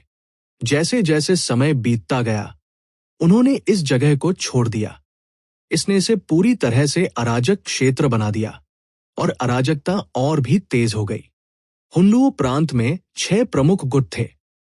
मानव जाति का अनंत स्वर्गीय तलवार स्कूल, बोन टॉम संप्रदाय और रक्त छाया संप्रदाय, और राक्षस जाति का शानदार राक्षस हॉल, स्वर्गीय बाघ संप्रदाय और उड़ता हुआ सर्प हवेली। ये 6 प्रमुख गुट सभी रैंक 8 संप्रदाय थे, जिनमें मजबूत शिखर मार्शल ऋषि किले को पकड़े हुए थे। संचय के मामले में वे महान परिवारों के 9 रैंकों की तुलना में बहुत कमजोर थे। हालांकि रैंक 8 संप्रदायों में इन 6 प्रमुख गुटों में से कोई भी कुनलुन क्षेत्र के किसी भी क्षेत्र में शिखर पर होगा। यह सिर्फ एक प्रांत था और 6 शिखर रैंक 8 संप्रदाय थे। वहां की अराजकता और संघर्ष की कल्पना करना आसान था। इसके अलावा बुशन पैलेस और हेवनली फील्ड पैलेस ने इस जगह को कमजोर बना दिया। देवलोक डोमेन और फील्ड डोमेन में बड़े अपराध करने वाले कई ढीले किसान दूर के प्राइमल कैओस डोमेन में भागना नहीं चाहते थे। यदि वे दूरस्थ प्राइमल कैओस डोमेन में नहीं भागना चाहते थे, तो वे शिकार से बचने के लिए यहां छिप जाएंगे। यहां चाहे वह देवलोक डोमेन की ईविल कल्टिवेटर रैंकिंग के प्रसिद्ध डाकू हों या फील्ड डोमेन के महान दुष्ट राक्षस, वे हर जगह पाए जा सकते हैं। एज़्योर पीक सिटी के बाहर एक पर्वत शिखर पर तेज हवाओं ने सफेद बादलों को उड़ा दिया, जिससे वे इधर-उधर बहने लगे। मैग्निफिसेंट फील्ड हॉल का वह पीले वस्त्र पहने आदमी शिखर पर खड़ा था, शांति से दूर देख रहा था। सनसनाहट, सनसनाहट। एक फुर्तीली आकृति बंदर की तरह पहाड़ की तलहटी से उछल पड़ी, लगातार ऊपर चल रही थी। एक किक से वो 500 मीटर की छलांग लगा लेता था। इस व्यक्ति की किक स्पष्ट रूप से बहुत मजबूत थी। हालांकि जब वो उतरा तो वो पंख की तरह हल्का था। पर्वत की चोटी पर कोई भी चट्टान नीचे नहीं गिरी। ये व्यक्ति शिखर पर एक विशाल चट्टान पर उतरने से पहले कुछ ही सांस में 5000 मीटर ऊंची ढलान पर चढ़ गया। इस व्यक्ति ने भी पीले वस्त्र पहने थे। हालांकि उसके कपड़े गंदे थे और उसे अपनी उपस्थिति की परवाह नहीं थी। उसके लंबे बाल अस्त व्यस्त थे, जैसे कि उसने लंबे समय से कंघी नहीं की हो। एक नजर में मैला शब्द तुरंत किसी के दिमाग में आ जाएगा। केवल उसकी आंखें उत्साही, उज्ज्वल और स्पष्ट थी। ये आंखें चमकदार मोतियों की तरह थी, जो अचानक कूड़े के ढेर से बाहर निकल गई थी। वे बहुत चकाचौंध थे, जिससे हर कोई कचरे के ढेर के बारे में भूल जाता था और केवल चमकदार मोती जैसी आंखों की इस जोड़ी को याद करता था। मैला युवक विशाल चट्टान पर आधा बैठ गया अपनी छवि से बिल्कुल भी परेशान नहीं हुआ। उसने अपनी उंगली उसके कान में डाली और बेदम होकर कहा, पहले अंकल, आप मुझे इतनी जल्दी क्यों ढूंढ रहे हैं? मैं दर्शनीय स्थलों की यात्रा के लिए हुन्लुओ प्रांत नहीं आया था। पीले वस्त्र पहने आदमी ने मुड़कर मुस्कुराते हुए कहा, फैंग, मैंने आपको इस समय हमारे शानदार फील्ड हॉल में कुछ मदद करने के लिए बुलाया था। जैसा कि आप जानते हैं, एज्योर पीक सिटी हुन्लुओ प्रांत में देवलोक डोमेन के सबसे नजदीक का शहर है। मैग्निफिसेंट फील्ड हॉल लंबे समय से इस शहर में रुचि रखता है। एकल शब्द फैंग वाले मैला युवक ने अपने कान से अपनी उंगली हटा दी और लापरवाही से उसे कई बार झटका दिया। उसने आलस्य से कहा, इसका मुझसे क्या लेना देना है? आप मैग्निफिसेंट फील्ड हॉल में शामिल हो गए और अब हमारा जाइंट ऐप रेस से कोई लेना देना नहीं है। पीले वस्त्र पहने आदमी को अपने दिल में कुछ निराशा महसूस हुई। उसने कहा, छोटे बव्वा, तुम पहले ही बड़े हो चुके हो और तुम्हारे पंख सख्त हो गए हैं। अब जब आपके पास लिटिल हेवनली मंकी की उपाधि है, तो क्या आप भूल गए हैं कि मैंने आपको कैसे पाला? विशाल चट्टान से उठते ही हैंग के होंठ फड़क गए। उसने बेब्सी से कहा, बहुत अच्छा, मुझे बताओ कि तुम्हें क्या कहना है। अगर यह मेरे मामलों में हस्तक्षेप नहीं करता है, तो मैं इसे आगे बढ़ने में कर सकता हूं। पीले वस्त्र पहने आदमी ने मुस्कुराते हुए कहा, किसी को मारने में मेरी मदद करो। बेशक, अगर सब कुछ सुचारू रूप से चलता है, तो आपको कुछ भी करने की आवश्यकता नहीं हो सकती है। हैंग की चमकीली आंखों ने पीले वस्त्र पहने आदमी को देखा और कहा, किसी को मार डालो। एक अवरग्रेड मार्शल ऋषि के रूप में आपकी खेती को देखते हुए आपको अभी भी किसी को मारने में मदद करने के लिए मेरी आवश्यकता है। पीले वस्त्र पहने आदमी ने धीरे से कहा, कभी कभी कुछ मौन समझ होती है जिसे तोड़ा नहीं जा सकता। मेरी स्थिति के साथ अगर मैं एक जूनियर जीनियस को मारता हूं, तो बुशिन पैलेस निश्चित रूप से मेरे साथ परेशानी का सामना करेगा। फील्ड डोमेन के स्काईफाइन पैलेस को भी मेरे साथ परेशानी होगी। स्थिति को समझना आसान था। संसाधनों और अन्य मुद्दों के लिए प्रतिस्पर्धा के कारण प्रमुख दौड़ एक दूसरे के प्रति शत्रुतापूर्ण थी, लेकिन उनकी अपनी मौन समझ भी थी। यदि आपका परिवार अपनी पुरानी पीढ़ी के विशेषज्ञों को मेरी तरफ से युवा पीढ़ी की प्रतिभाओं को मारने के लिए भेजता है और मेरा पक्ष भी ऐसा ही करता है, तो दोनों परिवार विकास के बारे में भूल सकते हैं। देरसबेर उत्तराधिकारियों की कमी हो जाएगी और उनकी विरासत टूट जाएगी। वे सब नष्ट हो जाएंगे। युवा पीढ़ी के मामलों को युवा पीढ़ी पर छोड़ दिया जाना चाहिए। यदि कोई बड़ा लाभ नहीं होता, तो कोई भी इस अनकही मौन समझ को नहीं तोड़ता। मैं पहले ही हुन्लुओ प्रांत के 10 महान कुकर्मियों में से एक सोहन से संपर्क कर चुका हूं। इस तरह के ढीले कल्टीवेटर को किसी चीज का डर नहीं लगता। अगर वो विफल रहता है, तो आपको कार्रवाई करनी होगी। पीले वस्त्र पहने आदमी ने उदासीनता से कहा। फैंग ने अपने कंधे उचकाए और कहा, आप पर निर्भर है। हालांकि मैं उत्सुक हूं। आप वास्तव में किसे मारने जा रहे हैं? 10 बुराइयों को आमंत्रित करने के बाद भी आप चिंतित हैं। क्या ये देवलोक डोमेन के साथ दिग्गज हो सकते हैं? चिंता मत करो, वे अभी उस स्तर पर नहीं हैं। बस मेरी खबर का इंतजार करें। अगर मैं 10 दिनों में तुम्हें ढूंढते हुए नहीं आया, तो मिशन खत्म हो जाएगा। पीले वस्त्र पहने आदमी ने चोटी से छलांग लगाई और फैंग की दृष्टि से गायब हो गया। फैंग, जाइंट प्रेस के प्रतिभाशाली कल्टीवेटर, जिन्हें फील्ड डोमेन में लिटिल हेवनली मंकी के नाम से जाना जाता था, के बाल गंदे और ढीले वस्त्र थे। वो मुस्कुराया और कहा, कितना निराशाजनक है। अगर यह 7 दिग्गज नहीं होते, तो यह मिशन बहुत उबाऊ होता। इस समय अर्जुन देव को नहीं पता था कि किसी ने उनके लिए एलेक्स और ललित वर्मा को मार डाला है, जिससे उनके लिए एक बड़ी आपदा खड़ी हो गई है। वो वर्तमान में अपने अगले गंतव्य हुन्लुओ प्रांत की प्रांतीय राजधानी की ओर दौड़ रहे थे। उसके बाद वो ये देखने के लिए इटर्नल हेवनली स्वॉर्ड स्कूल के मुख्यालय की यात्रा करेगा कि क्या इटर्नल हेवनली स्वॉर्ड स्कूल का थंडर किंग से कोई संबंध है। रास्ते में अर्जुन देव ने हुन्लुओ प्रांत की बेहतर समझ हासिल की। इस हुनलुओ प्रांत में वास्तव में 6 रैंक 8 संप्रदाय थे। ये अर्जुन देव की उम्मीदों से बढ़कर था। देवलोक क्षेत्र में रैंक 8 संप्रदायों को मजबूत गुट माना जाता था। वे सभी एक ही प्रांत में थे। कौन जानता था कि प्रतिस्पर्धा कितनी तीव्र होगी। इस अनंत स्वर्गीय तलवार स्कूल के संस्थापक वास्तव में बेशम हैं। अप्रत्याशित रूप से उन्होंने कहा कि उन्होंने thunder light fling shadow sword बनाया है। मैं वास्तव में जानना चाहता हूं कि यह शाश्वत स्वर्गीय तलवार ऋषि कौन है। अभिमा ने अमर आत्मा की अंगूठी से गुस्से में कहा।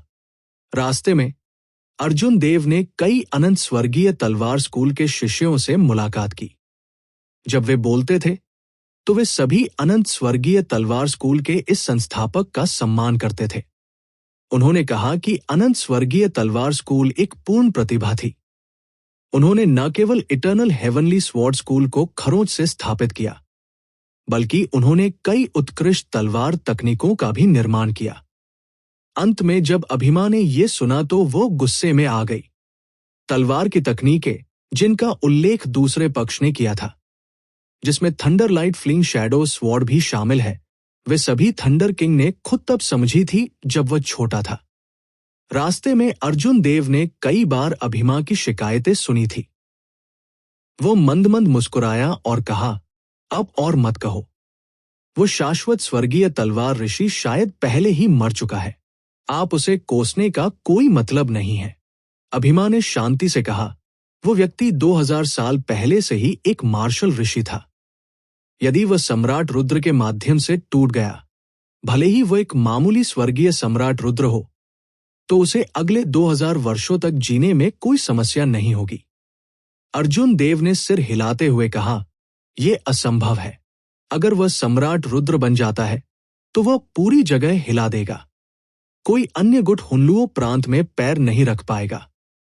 सबसे महत्वपूर्ण बात यह है कि इटर्नल हेवनली स्वॉर्ड स्कूल के शिष्यों ने यह नहीं कहा कि वो मार्शल सम्राट बन गया।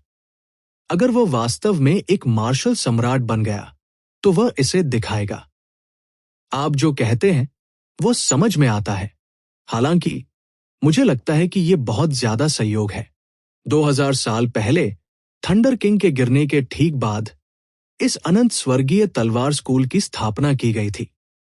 अगर वो मार्शल सम्राट नहीं बनना चाहता था तो वह बिना किसी कारण के एक संप्रदाय की स्थापना क्यों करेगा? एक संप्रदाय की स्थापना मार्शल सम्राट बनने के लिए संसाधन प्राप्त करने के लिए है। अभिमा के हाव भाव गंभीर हो गए। इस अनंत स्वर्गीय तलवार स्कूल के बारे में उसका संदेह बढ़ गया। अर्जुन देव ने अभिमा के शब्दों में मुख्य बात पर ध्यान दिया। उन्होंने पूछा, एक संप्रदाय की स्थापना का सम्राट रुद्र के माध्यम से तोड़ने से क्या लेना देना है? अभिमा ने समझाया, अपर्याप्त प्रतिभा और भाग्य वाले कुछ लोग एक संप्रदाय की स्थापना करेंगे और मार्शल सम्राट को बलपूर्वक तोड़ने के लिए विशाल संसाधन इकट्ठा करेंगे। हालांकि इस तरह के मार्शल सम्राट की खेती हमेशा के लिए लघु आकाशीय क्षेत्र में फंस जाएगी, आगे बढ़ने में असमर्थ होगी। इसके अलावा जोखिम भी उतने ही अधिक है और आवश्यक संसाधन खगोलीय है। कुछ लोगों के लिए लाभ नुकसान की भरपाई नहीं करता है। उसने हुनलुओ शहर पर नजर डाली, जो पहले से ही दृष्टि में था। फिर वो रुक गया और कहा, वास्तव में अब तक आपको मुझे बताना चाहिए कि थंडर सम्राट उस समय कैसे गिर गया। अमर आत्मा की अंगूठी के अंदर अभिमा बहुत देर तक चुप रही। यह ऐसा था जैसे वह अतीत के उस दौर को याद करने को तैयार नहीं थी। लंबे समय के बाद उसने धीरे से कहा, वास्तव में कुछ चीजें हैं जो मुझे आपको बतानी है। अर्जुन देव को हमेशा थंडर किंग की मृत्यु के बारे में संदेह रहा था। किंग सम्राट के बाद सबसे कम उम्र के संप्रभु मार्शल सम्राट के रूप में वृक्षदेव ने कुनलुन क्षेत्र में बिना किसी बाधा के प्रवेश किया था। व्यावहारिक रूप से एक ही पीढ़ी में कोई भी उसकी बराबरी नहीं कर सकता था। साधना के मार्ग पर जो लोग सम्राट रुद्र बन सकते थे, वे आमतौर पर महान भाग्य वाले लोग थे। किसी भी दुर्घटना को छोड़कर वे बिना किसी कारण के नहीं गिरेंगे। थंडर सम्राट जैसे किसी व्यक्ति के लिए यह और भी अधिक था। चूंकि उसे राजा से सम्मानित किया जा सकता था, इसलिए वह निश्चित रूप से दुर्घटना से नहीं मरेगा। उस समय ब्लू ड्रैगन पैलेस में जब रहस्यमय आइटम स्पिरिट ने थंडर किंग का उल्लेख किया तो यह प्रशंसा से भरा था। पहली बात यह थी कि उसने अर्जुन देव से पूछा कि क्या थंडर किंग सबसे मजबूत सॉवरेन मार्शल सम्राट था। थंडर किंग की मृत्यु के बारे में जानने के बाद थंडर किंग के चेहरे पर स्तब्ध भाव नकली नहीं लग रहे थे। अभिमा ने कुछ उदास भाव प्रकट किए। उसने धीरे से कहा, उस समय जब वृक्षदेव संप्रभु मार्शल सम्राट के पास आगे बढ़े तो वह थंडर किंग को चुनौती देने के लिए इंतजार नहीं कर सकते थे, जो देवलोक डोमेन में सबसे मजबूत संप्रभु मार्शल सम्राटों में से एक थे। थंडर किंग एक उपाधि थी। वह थंडर एंड लाइटनिंग पैलेस के संस्थापक थे, जो किंग सम्राट के समान पीढ़ी के एक संप्रभु मार्शल सम्राट थे।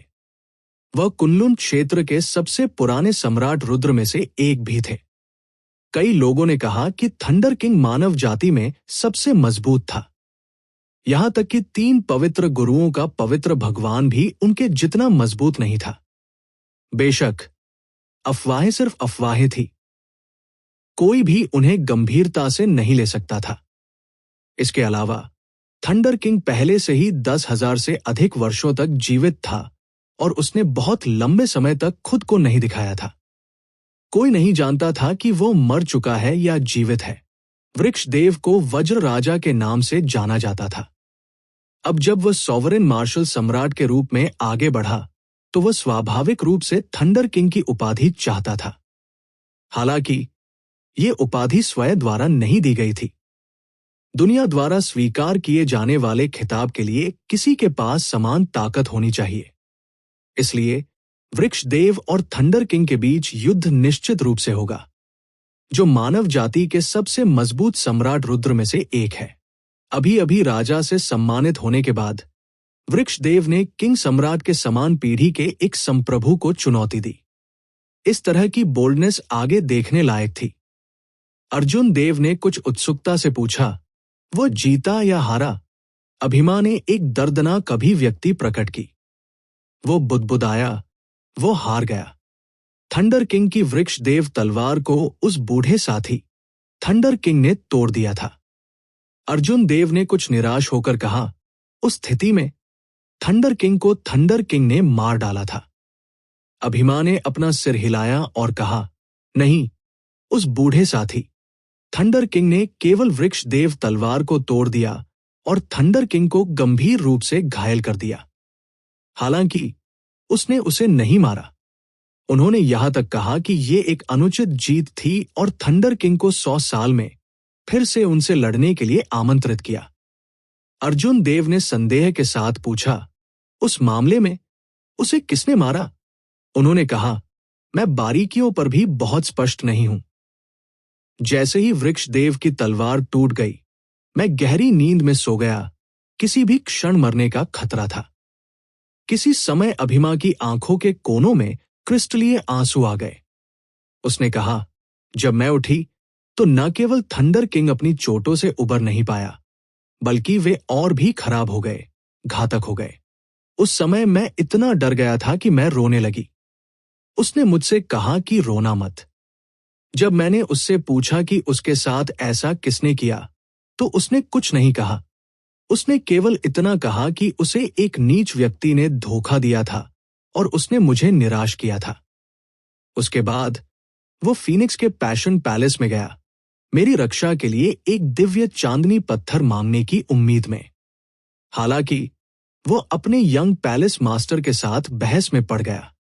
अपने गुस्से में थंडर किंग ने अपने मरते हुए शरीर को घसीटा और उनके यंग पैलेस मास्टर को मार डाला। उसने जबरदस्ती दिव्य चांदनी पत्थर छीन लिया। फीनिक्स के पैशन पैलेस के पवित्र भगवान ने उस पर एक सिंदूर पक्षी पवित्र अग्नि छाप लगाई, जिससे वो आत्मविनाश कर सका। अर्जुन देव ने अभिमा की कहानी सुनने के बाद आखिरकार पूरी कहानी समझ में आ गई। सतह पर थंडर किंग को फीनिक्स के पैशन पैलेस के पवित्र भगवान द्वारा मार दिया गया था। हालांकि वास्तव में वो पहले ही मर चुका था। यदि वो अपने चरम पर होता तो फीनिक्स के पैशन पैलेस के पैलेस मास्टर थंडर किंग को मारने में सक्षम नहीं होते। इसका सार थंडर किंग की हार के बाद का समय होना चाहिए, जब अभिमा सो रहा था। थंडर किंग की चोटें वास्तव में घातक कैसे हो गई?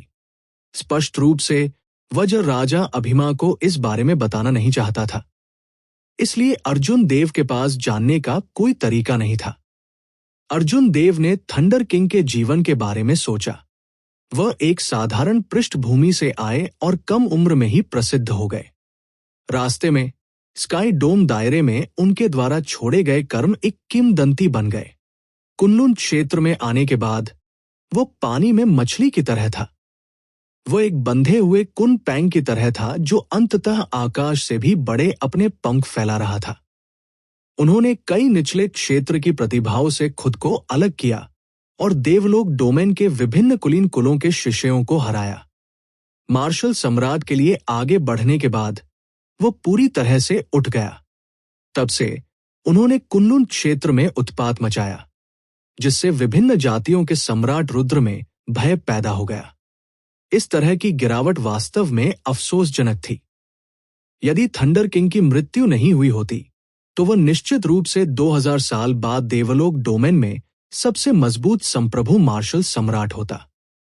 दूर से हुनलुओ शहर को देखकर अर्जुन देव को समझ नहीं आ रहा था कि वह क्या कहे। अप्रत्याशित रूप से थंडर किंग की मृत्यु बहुत अजीब थी। थंडर किंग ने जिस खलनायक के बारे में बात की थी वो वास्तव में कौन था? उसकी चोटों को घातक किसने बनाया? अर्जुन देव को नहीं पता था कि जांच कहां से शुरू करें। अगर वह जानता भी तो वह इसके बारे में कुछ नहीं कर पाता। अर्जुन देव की वर्तमान शक्ति को देखते हुए उनका 1000 भी उस व्यक्ति के लिए एक मुकाबला नहीं होगा जो थंडर किंग को घायल कर सकता है। कोई आश्चर्य नहीं कि अभिमा अर्जुन देव को बताने के लिए तैयार नहीं थी। इससे पहले कि वह काफी मजबूत होता, भले ही वो कुछ चीजें जानता हो, वो उन्हें केवल कहानियों के रूप में मान सकता था। इससे कोई फर्क नहीं पड़ता था कि उसने उसे बताया या नहीं। क्षमा करें, मैंने आपको कुछ दुखद यादें याद दिलाई, अर्जुन देव ने कुछ अपराधबोध के साथ कहा जब उन्होंने अभिमा की आंखों में आंसू देखे। अभिमा ने धीरे से उसकी आंखों के आंसू पोंछे और एक मुस्कान को मजबूर किया।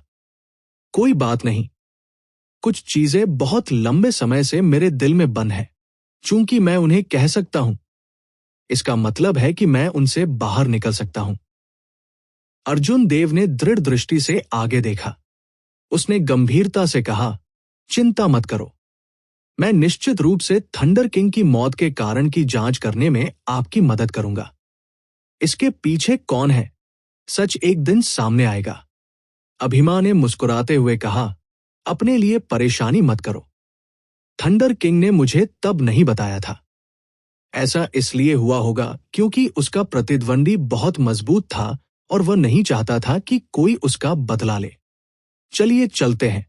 इटर्नल हेवनली स्वॉर्ड स्कूल में जाने के बाद हम तुरंत फीन डोमेन की ओर बढ़ेंगे। चलने के लिए आपका अपना रास्ता भी है। अर्जुन देव ने और कुछ नहीं कहा। उसे केवल ये वादा अपने दिल में याद था। भविष्य में जब वह चोटी पर चढ़ेगा तो वो व्यक्तिगत रूप से थंडर किंग के दुश्मनों को मार डालेगा। देवलोक डोमेन में सबसे मजबूत मानव मार्शल सम्राट थंडर किंग। देरसबेर अर्जुन देव एक यात्रा करेंगे और थंडर किंग की अंतिम इच्छा को पूरा करते हुए दूसरे पक्ष को हरा देंगे। इससे पहले कि आसमान में अंधेरा छा जाता, अर्जुन देव हुनलुओ नगरी के द्वार पर पहुंचे। हुनलुओ शहर हाओटियन शहर से कम राजसी नहीं था। वास्तव में ये और भी राजसी था। ये देखकर अर्जुन देव चौंक गए। ये कल्पना करना कठिन था कि ये एक सीमावर्ती प्रांत की प्रांतीय राजधानी थी। यह देवलोक डोमेन के कई प्रमुख प्रांतों की प्रांतीय राजधानियों से भी अधिक राजसी था। शहर में प्रवेश करने के बाद अर्जुन देव ने एक अलग ही दृश्य देखा। अप्रत्याशित रूप से पूरी सड़क काश्तकारों से भर गई थी। इसके अलावा उन सभी ने क्यूई को मारने का खुलासा किया। उनकी निगाहें क्रूर थी। अगर कोई झगड़ा या बहस होती थी तो वे तुरंत लड़ना शुरू कर देते थे। दृश्य तीव्र था, लेकिन किसी ने उन्हें नहीं रोका। यहाँ के लोगों को भी इसकी आदत लग रही थी। उन्होंने बड़ी दिलचस्पी से देखा और समय समय पर टिप्पणियां की। वे काफी उत्साहित लग रहे थे। रास्ते में अर्जुन देव ने कई द्वंद्वयुद्ध देखे। जो हारे उनका अंत अच्छा नहीं रहा। वे सभी सड़क पर मर गए, उनका खजाना छीन लिया गया। कुछ लोग ऐसे भी थे जो शहर में प्रवेश करने वाले काश्तकारों पर नजर रखते थे। जब उन्हें किसी अपरिचित कृषक की खोज हुई जो मजबूत नहीं था या अकेला था, तो वे तुरंत उमड़ पड़े। पूरा शहर इतना अराजक था कि इसका कोई आदेश नहीं था। सभी ने अपनी मुट्ठी से बात की। जंगल का कानून सभी के देखने के लिए स्पष्ट था। अर्जुन देव कोई परेशानी नहीं करना चाहते थे, इसलिए उन्होंने अपनी घनी हत्या क्यूई को छोड़ दिया। तभी वह भीड़ को डराने में कामयाब रहा, जिससे उन्हें उतावलेपन से काम करने से रोका जा सके। आखिरकार इतनी घनी हत्या क्यूई कोई ऐसी चीज नहीं थी जिसे कोई साधारण व्यक्ति जमा कर सकता था। एक नजर से यह स्पष्ट था कि यह व्यक्ति ऐसा व्यक्ति था जो अक्सर जीवन और मृत्यु के बीच की रेखा पर चलता था। एक यादृच्छिक सराय मिलने के बाद अर्जुन देव ने भोजन और शराब से भरी एक मेज का आदेश दिया।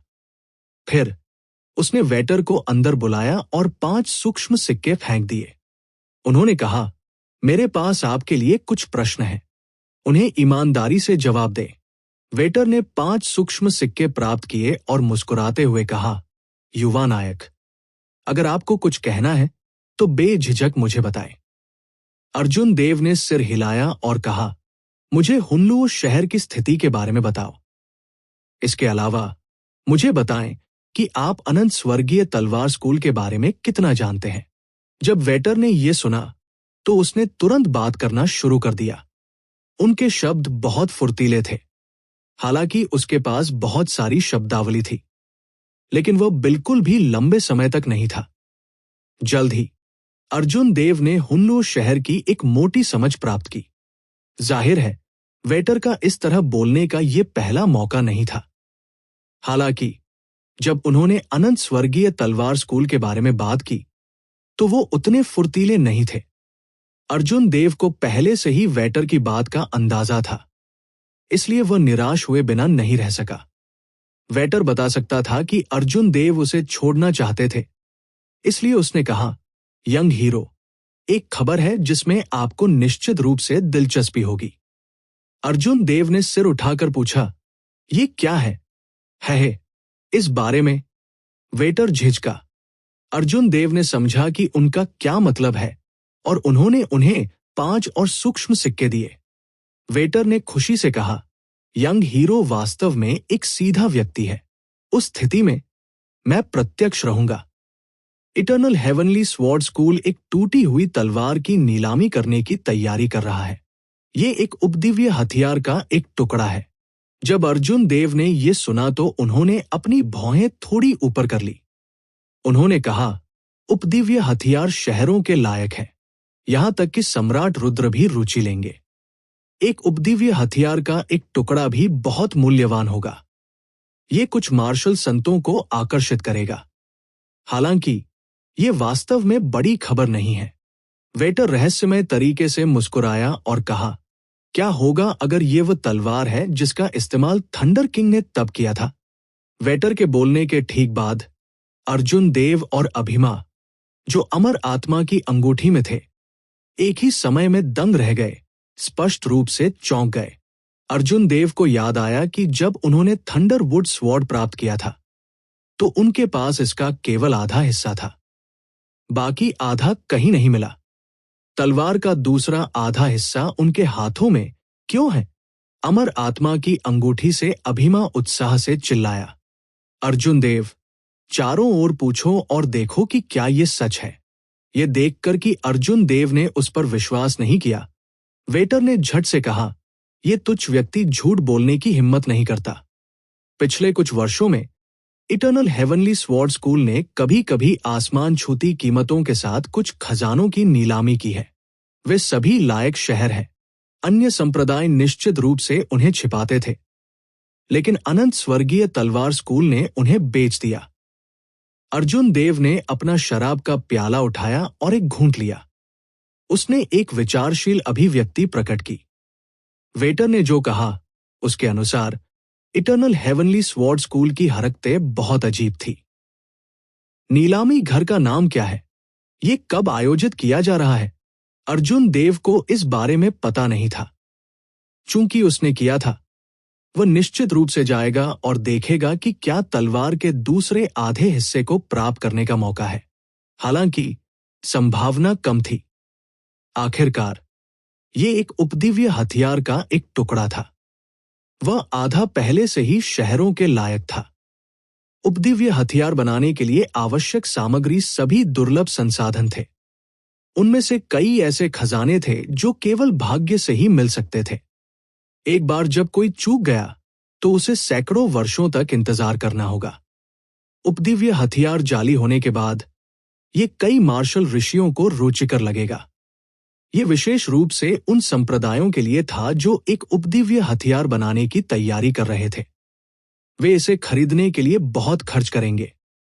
एक बार जब उपदिव्य हथियार सफलतापूर्वक बन जाता है तो मालिक की ताकत तुरंत 50% बढ़ जाती है। ये बिल्कुल भी अतिशयोक्तिपूर्ण नहीं लगेगा। इसके अलावा ये दिव्य हथियार कभी थंडर सम्राट की तलवार थी, जिसने इसकी किंवदंती को और बढ़ा दिया। अर्जुन देव की दौलत को देखते हुए इन लोगों से होड़ करना यथार्थवादी नहीं था।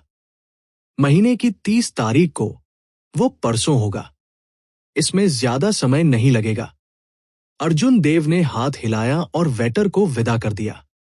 फिर उसने मन ही मन अभिमा से कहा, तुम क्या सोचते हो? तलवार का शेष आधा हिस्सा अनंत स्वर्गीय तलवार स्कूल के हाथों में क्यों है? हाथ हिलाते हुए अर्जुन देव ने वेटर को खारिज कर दिया। फिर उसने मन ही मन अभिमा से कहा, तुम क्या सोचते हो? तलवार का दूसरा आधा हिस्सा अनंत स्वर्गीय तलवार स्कूल के हाथों में कैसे समाप्त हुआ? आपका मतलब ये कहना है कि शाश्वत स्वर्गीय तलवार ऋषि ने थंडर किंग को धोखा दिया था? अर्जुन देव ने शराब का कप नीचे रखते हुए पूछा। अभिमा ने अपना सिर थोड़ा हिलाया और कहा, जरूरी नहीं। उस समय शाश्वत स्वर्गीय तलवार ऋषि की ताकत को देखते हुए भले ही थंडर किंग गंभीर रूप से घायल हो गया हो, वो आसानी से उसे मार सकता था।